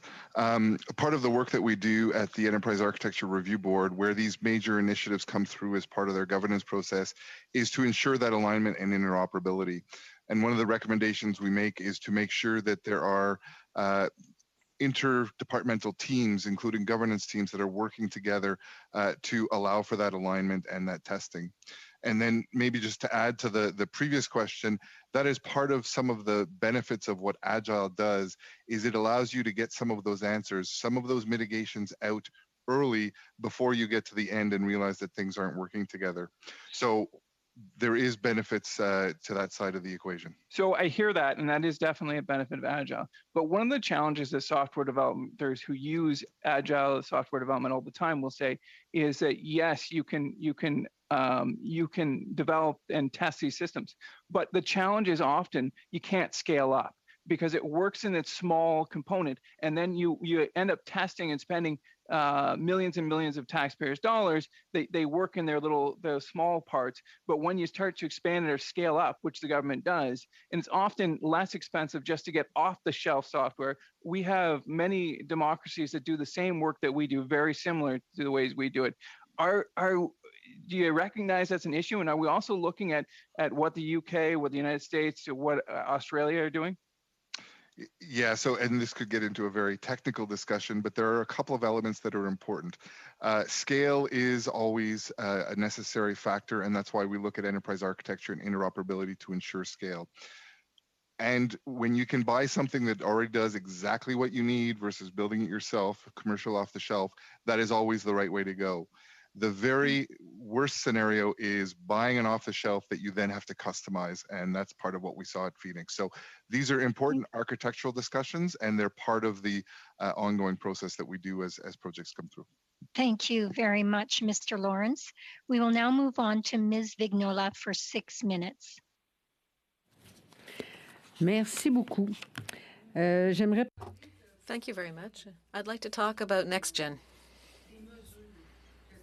and what steps the Treasury Board Secretary is planning to take. So question for Mr. Huppé. To ensure collaboration between senior officials of government departments and agencies, as well as users of human resource services, pay and management, so as to define the true operational needs so that we never have to re-experience what we've been going through. Sorry to my colleague, Ms. Vignola. I think this is the second day. I think we forgot me. Maybe I'm wrong again. You are so correct. I am sorry. I missed calling on you. That's okay. If we can suspend Ms. Vignola's questions and start over with you, Mr. Blois. I was hesitant apologies. if it was on my end, sitting alone here, and I'm losing my mind in Nova Scotia. No, but, no, okay. you are. Thank you. You should wear a tie next time. That must be the problem. Yeah. It's being that hour ahead. That's what it is now. My apologies. That's okay, Madam Chair. My apologies to both you and Ms. Vignola. Okay. Thank you, Madam Chair. Thank you to the witnesses and, of course, to the Auditor General and her team for the report. And when I look, at initial glance and reading through this, there's, of course, work that can be done to improve the processes that we're talking about here today. But overall, I think the content and the spirit and the tone of this report is actually quite positive. So that's notwithstanding the fact that there's not work to be done and that there's not challenges. But to our folks here from the different departments, I certainly read it as quite positive. So kudos to you. Madam Hogan, or perhaps Mr. Matthews, if you're better suited, maybe I'll start with you, Madam Hogan. Mr. Lawrence, for example, talked about the history of the agile procurement process. I didn't have the time before this committee meeting to go look at a depth of what this actually entails, but can you give us a history of when this started to be adopted, whether or not it was private sector, public sector, or if I should go to Mr. Matthews, you can just direct me there. Thank you for the question. I was going to say perhaps the member Lawrence would actually be the better one to give us a history lesson on Agile. I don't think I could add anything to it. Maybe Mr. Matthews can. Okay. Thank you, Madam Chair. I'll start, and if my colleagues want to add in, please do. It has been around for a while, for sure. It came out of the private sector, and it is not just a procurement methodology. It is a project management methodology, but obviously procurement is a big part of any major project we'd be undertaking. I would say the federal government's involvement through PSPC from a procurement perspective, probably about 2-3 years ago, we really started engaging our workforce in terms of what this might look like. Obviously, at the same time, ongoing discussion with industry. And final point for me is, I made it earlier very briefly, but this Agile is still evolving. And people use the word all the time. They do not always mean the same thing. And getting down deeper to really understand when you launch a project, is it agile and what are we all speaking the same language? That engagement with industry is really critical. And I met with the industry association, I think it was just last week, and we had a really good discussion on this point. And we're all in agreement that, that agile word is getting thrown around, but we need to work together to make sure we all understand or are speaking the same language. Paul, I'm not sure if you want to add there. I saw Mr. Flack coming in. I know he's a Nova Scotia native, so I'm going to go to you, Mr. Flack, quickly, though, because I have other things I want to get to. Just give you the practical example of how we applied it during the COVID crisis. So one of the government's commitments was to make a disability payment. We have no system that can do a one-time payment. And it revolved data streams from 3 different departments, Veterans Affairs, from our own department, and CRA. So from the date the government said we want to do this to the date that checks were in people's accounts was 15 weeks. That included the procurement. That included, as Mr. Lawrence indicated, elements of an off-the-shelf system, the IBM CURM system, and then a series of 1-week sprints with the contractors to actually make the benefit realized. That's kind of our practical example of agile that was 15 I want to go to weeks. Mr. Matthews, because one of the recommendations, of course, is the training. And notwithstanding the fact that this agile procurement process has been out, perhaps 20 years, it seems like it's a relatively new, adoption within the Government of Canada sphere. Is it fair to say, notwithstanding there's work to be done to make sure that the public servants that are dealing with this process can be better trained, it is relatively early days for the adoption of said practices? Early days, and we can certainly do better. And I think one of the key things we've recently done is working with our client departments to help give both procurements and the client folks a tool to assess, is it a good candidate for agile? That's your first question, because as Mr. Glover said, not everything is. So that's job one. And then I think we can do a little better in terms of equipping our team and industry in that engagement to make sure we properly understand each other and can properly process the feedback we get. Ms. Hogan, I want to go to you, because one of the pieces here and one of the key elements of your report is when we get to critical junctures in the agile procurement process, there should be an external review to make sure that this is an appropriate decision, because it's key. And as someone that has a public administration background, it's this tension between, of course, we want to draw on expertise if it doesn't exist in-house, but we also don't necessarily want to have a civil service who just simply turns it over to consultation all the time in the private sector. Is this a concern that we don't have capacity in-house, or we're dealing with things that are so technical that it wouldn't be expected as some of the folks, it's just not feasible to necessarily have this in-house? I guess my answer would be probably both. All right, there's good governance over decisions made as you reach junctures, making sure that you've thought of all of the possibilities before you move to the next stage. That doesn't necessarily need to have a lot of expertise externally. There is a lot of great expertise from an IT front within the federal public service. It's about tapping into that. So I think it's having the right mixture and knowing when you need that external independent overview and when you need to tackle an independent oversight outside of the department who's the lead or the procurement arm, right? So you can accomplish it both ways. I have about 30, 40 seconds, Mr. Glover. I'll go to you. I'll just quickly say on the record, I appreciated your points around agility, around some small risk, and trying to make sure that our civil service is flexible, almost under that strategy of new public management. But I have about 25 seconds. You can weigh in. Thank you very much, Madam Chair, for the member noticing. I would like to add to the AG's response that DM Core Committee, that newly established DM Core Committee, plays a critical role here. I happen to co-chair that committee. And what we're trying to do is make sure that we check in at key points to make sure that progress, particularly multi-year long-term projects, are on track, that things are going well. And if there are problems, we are helping them rather than punishing them as it moves forward. That is part of that spirit of agile. What is working? What are you learning? And how do we adjust the plan moving forward? Agile projects need agile governance, and that's part of what we're trying to do. And as the co-chair of that, we're very cognizant of if we have the expertise around the table or if we have to augment it. And we regularly bring in subject matter specific for the area where we feel we may have a blind spot. Thank you very Madam much. Chair. Thank you, Mr. Boyce, for your graciousness and your timekeeping. We will now go to Ms. Vignola. Merci beaucoup, Madame la. Thank you very much, Chair. Mr. Huppé, very briefly, I'd like to repeat my question. It was about NextGen.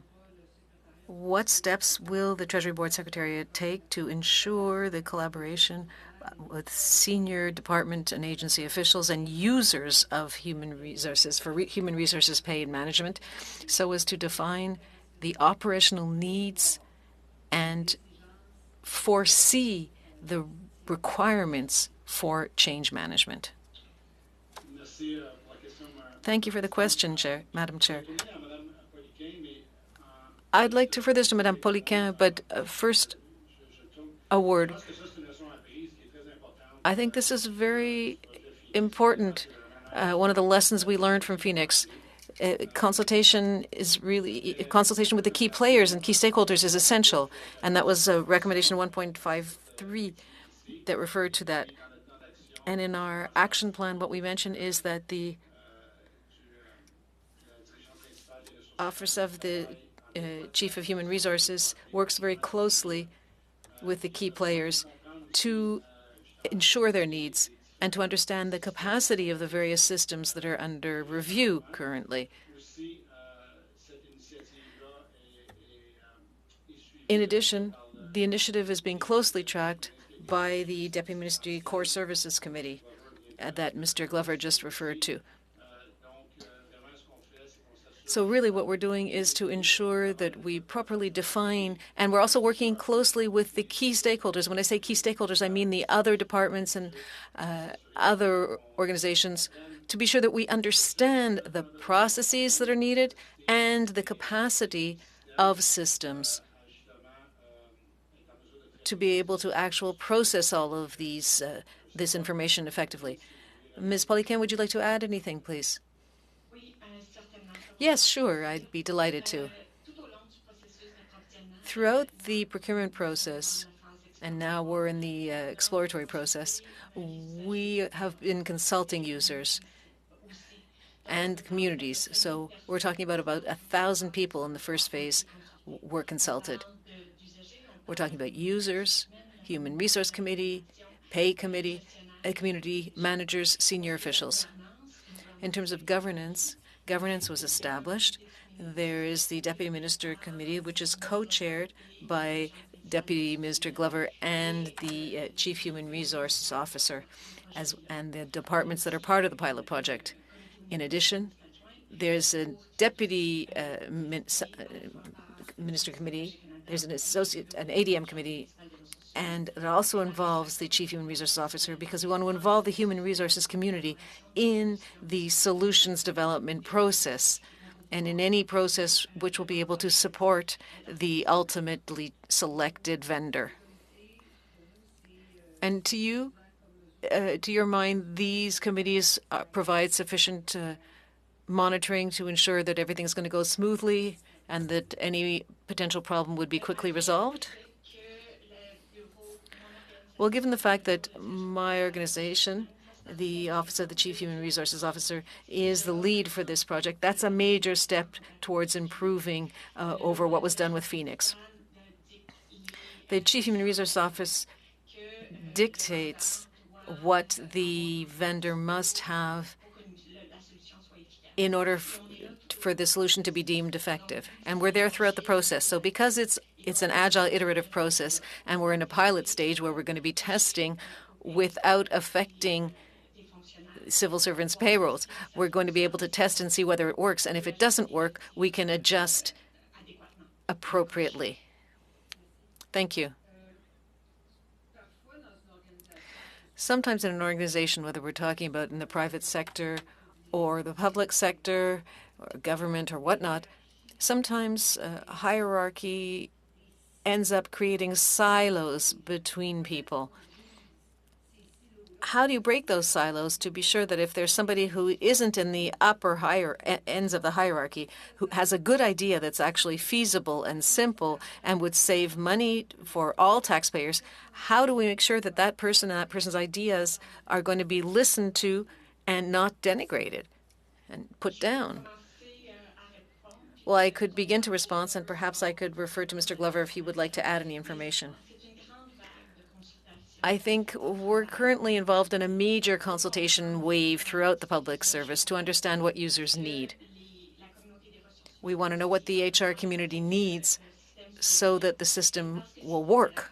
And because it's an iterative process, as we learn lessons, we can adjust so as to be able to meet the needs of the users. So what I'm hearing is that it's not just a consultation for the sake of consulting. You're actually listening and taking action.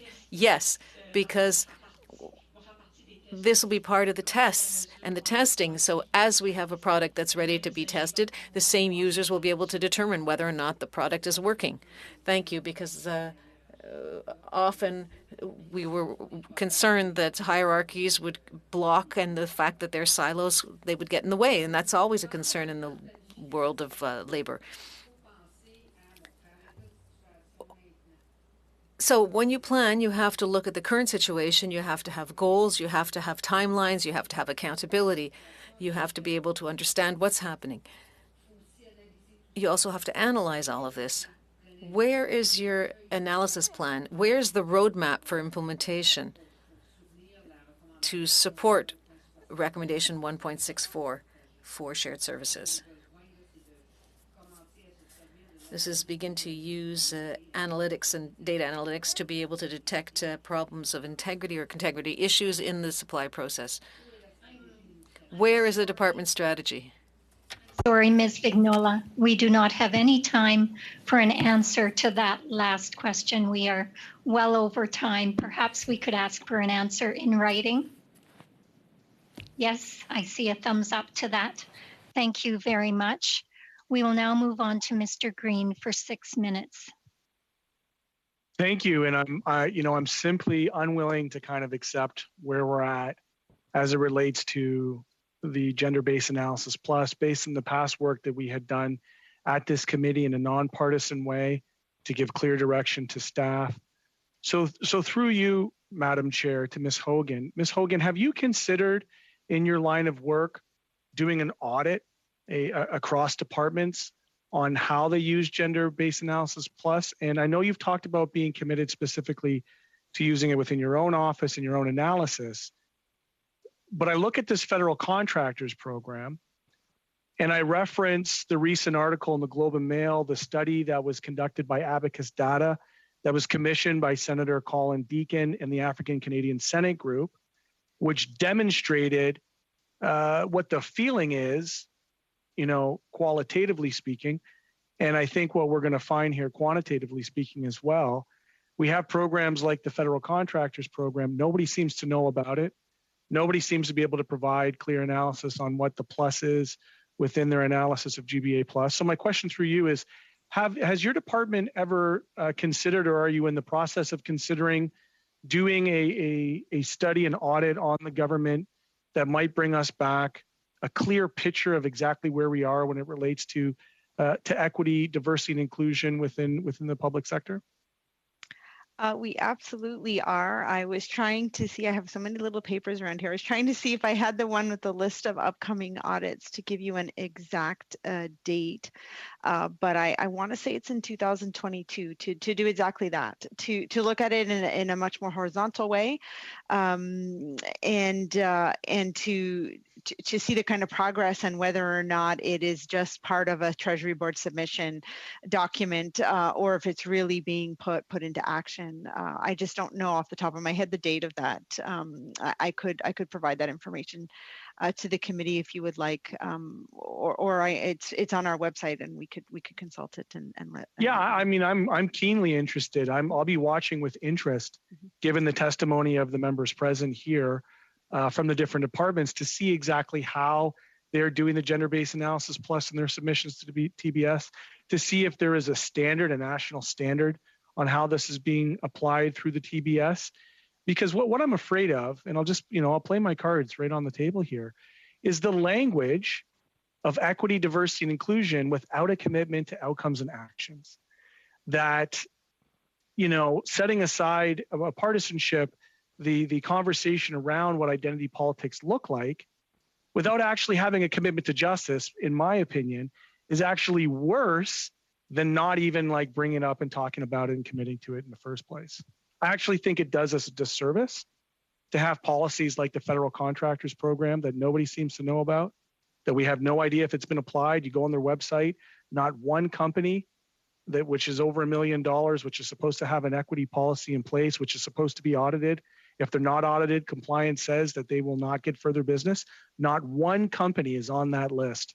And I can't for the life of me imagine that there's 100% compliance with contracts over $1 million. And there have been hundreds of billions of dollars put out during COVID without any real tracking of where it's landing. So what I want to do in this, remaining part of the section is allow the different members from the different departments to maybe speak a little bit about how they're actually implementing towards outcomes, not just gender-based analysis that talks about having men and women being equal, but the plus side as identified by this committee in our own equity policies. Maybe, Madam Chair, I can start with a quick answer. I think just on the federal contractors program, from a procurement perspective, bidders, and the member mentioned the size requirement for the companies, they do have to certify that they're in compliance. As was mentioned earlier, labor has responsibility to monitor that. So I think that's being taken up offline. From a GBA Plus perspective on procurement, and there was dollars announced in budget 2021, but there are initiatives underway to increase the diversity of the bidders and suppliers who are winning government contracts. And one of the things that you will see coming, and I've mentioned our eProcurement Canada Buys, gathering data is key to this. So we are undertaking steps to get ready to gather more data so we can understand who's bidding on federal government contracts, who's winning. You can't win without a bid, obviously, to allow us to better parse that data. And so I would just suggest that we keep a close eye on that space. There's more coming on that front. Mr. Flack, through you, Madam Chair. Our focus obviously is on the design of the programs. The large procurement is done by PSPC, but what I want to assure you is in the design of the BDM program, all of the elements of the Plus are fully integrated in what we do because the programs are designed to serve all Canadians. So that included, as the Auditor General identified in the previous audit on the CERB, that we did take into consideration those factors as we were designing the very CERB program. So certainly for the... Mr. Glover, my apologies, I have time limited here. Thank you, Madam Chair. Very, very quickly, for all of our procurements, we have been engaging with industry to get better information. We've been querying them on Black-led businesses, visible minorities, women. So we've looked at that. We've asked them to report to us so we can engage them. We've made specific efforts to launch pilot projects to reach out to small and medium-sized enterprises so that they are better able to understand the opportunities to work with government and to engage with us. And we are trying to improve our data set so we can report better, so we can have more consistent data and report better back what we have been doing. Thank you very much, Mr. Green. We will now go to our last round of questioning, which is a 5-minute round, starting with Mr. Lawrence. Actually, I'm going to give my time to the fabulous Mr. Weber there. Okay, thank you, Mr. Lawrence. And thank you, everyone. I apologize if these questions have been asked. I've dropped off a couple times now. My internet is quite shaky here today. But a question to the AG, Madame Hogan. You noted that other jurisdictions, such as the US and the UK, provided their employees with more comprehensive guidance when rolling out their new agile approaches and procurements. How do you know this? Is this part of the scope of your audit, is to look at other jurisdictions? When we can, we try to always compare and discuss with other jurisdictions or other areas across the government. I could ask perhaps Joanna if she wants to elaborate on exactly how we went about doing that, if you'd like, if the member would like. Yeah, I would be interested in that. Thank you. Thank you, Madam Chair. Yes, exactly what the Auditor General said. We like to look at leaders in this space and see what they are doing. And so, as mentioned in paragraph 45, we did look at, for example, the state of California. They had introduced agile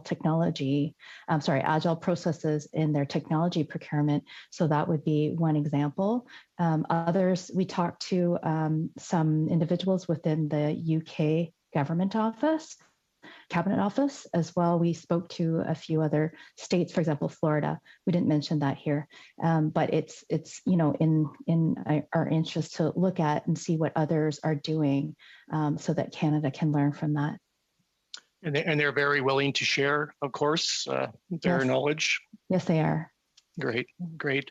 So I guess I will ask this question then to Mr. Matthews and Mr. Glover and others. What are you doing to reach out to other jurisdictions around the world to gain knowledge and perhaps better improve your systems? Thank you, Madam Chair. I think we have a few other countries we regularly partner with. The US and the UK are two of the most common. And we are now looking at other jurisdictions to see if we can, as we look to augment our training and our documentation, if there's things we can borrow from to better improve that. But I think with the creation of the Center of Expertise as well as the playbook, yes, we have more to do, but I believe we're well underway. And Madam Chair, in response to the member's question, we have been talking to the US, to the UK, but more recently we've found that our interventions are more successful and our outreach when we are more targeted. So we've actually gone, for example, on NextGen to states and provinces who have reformed their pay system.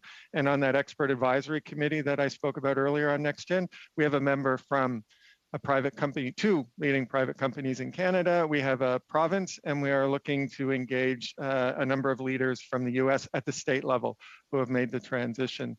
On agile governance more broadly through DM Core, we were recently talking to Australia, New Zealand on their experiences. So rather than the broad generalities, which in the early days was very helpful, we're now sort of micro-targeted on the project, the nature of it, and who has been best in class on those. And they are more than happy to come and share their experiences with us. We found that very helpful. We also work a lot with Gartner, and I know people are curious about that, but they really take market intelligence globally to find out and can help you with benchmarking and point you to who are the market leaders, who are the leaders in what they call their magic quadrant that we should be engaging with, or who with their global practice they've seen be very successful. So we also employ them to help point us in the right direction. That's excellent to hear that you were doing this then. Mr. Berthold has a quick question. Go ahead, Luke. Yeah, merci beaucoup, Monsieur Weber. Juste une dernière.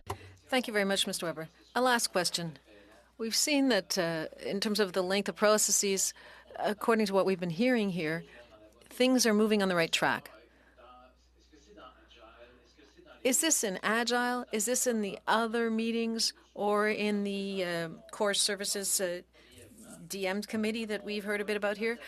Where are we going to be able to adapt the projects to the new realities? Because things are changing quickly. For example, COVID.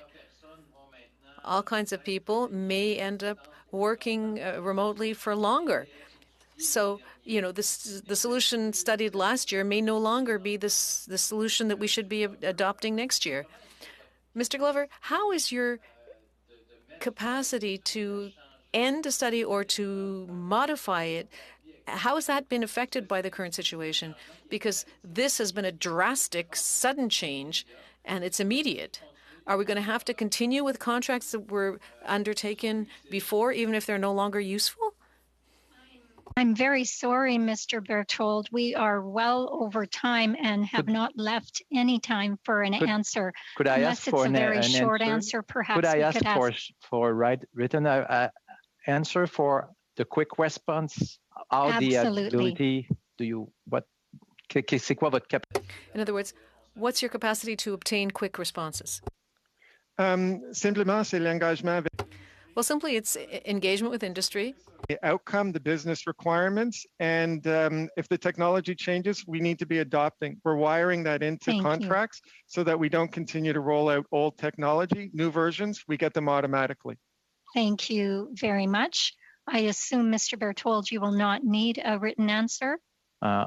Yes, please, because I just want to have the process, please. Okay, thank you. We will now go to Ms. Yip for the last 5 minutes. Thank you, Madam Chair. My question is directed to Mr. Matthews and Mr. Glover. We've been talking about better collaboration and between the federal departments and the private suppliers. One of the examples given in this report is that suppliers can provide comments or ask for clarifications about business or technical requirements. Was this something not available to them in past procurement processes? There's also a section in the report stating that even when there is collaboration and dialogue, oftentimes the suppliers aren't provided clear answers to their questions in a timely manner. So my second question is, what is being done differently through this agile procurement process that improves collaboration? Thank you, Madam Chair. I'll start, but I'll be quick and leave my colleague a couple of minutes as well. So I think it was always the case where potential bidders had the opportunity to pose questions about the request for proposal to get clarification. And some cases, the government would adjust the documentation based on feedback. So that was always there. The new or more recent type developments, something called phased bid compliance, where we do leave gaps or space in the request for proposal process if there's a clarification required on our end based on what the bidder submitted, or they forgot to cross a T. We have that capacity to kind of go back to them and get clarity, or allow them to provide proper documentation if it was an administrative oversight. The change here is consulting on the actual requirements. So we go out to industry and say, here's what we're thinking of doing, draft. What do you think? Let's get your feedback. And so that dialogue is very important, especially in the agile world. Where I would draw a distinction, though, is when a company poses a question about the requirements in the formal bid process, we owe them an answer and we have to get them one in a timely fashion. Where they're providing feedback on draft documents, in some cases it's genuine feedback. In some cases, they're trying to better position the request for proposal or the requirements to play to their competitive advantage. So I don't feel like we always owe them an answer on that front, but we do absolutely want to take their feedback and consider it. But in that case, it's up to the government as to what we do with it. Paul, I'm not sure if you want to add anything. Thank you, Madam Chair. I will just compliment Deputy Matthews with the issue has been, we focused very much on here's what we want and then industry. We're now changing that to say, this is the problem. Can you help us with what solutions are and what they might look like? And that requires more dialogue. So that's a big part of how we've shifted in this agile approach, rather than here are the requirements. We do that, but the process of saying, this is the outcome we need, what are the best ways to achieve that, requires more consistent engagement.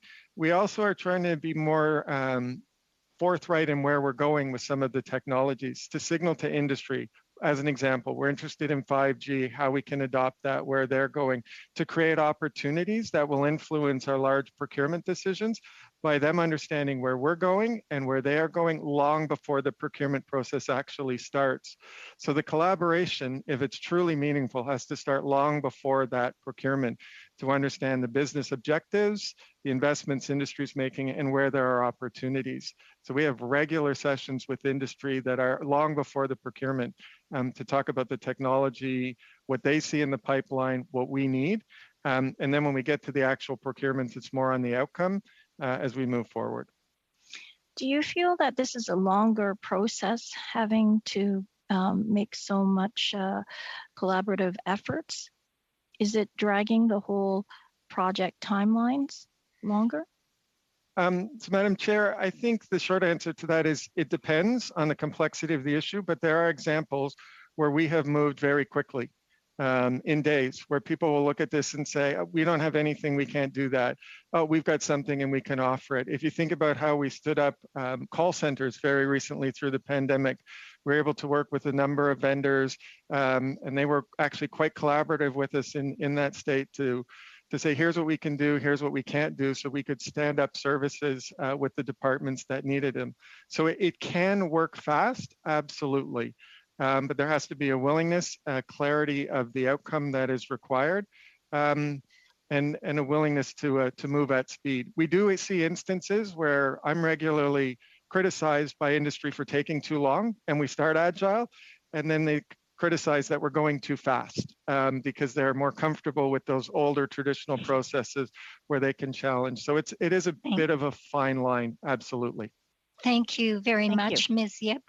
Colleagues, it is 1 o'clock. That brings us to the end of our meeting. I would like to thank our witnesses for joining us today. And just a reminder that Tuesday's meeting will be with the Auditor General for an hour briefing on the reports that were tabled yesterday. And during the second hour, we'll go in camera to discuss future business. I do also want to remind you or let you know that the clerk will be receiving the documents requested from the Department of Finance and the Canadian Revenue Agency. The analyst will be reviewing them and they will be made available to members early next week. Mr. Berthold, I see your hand up.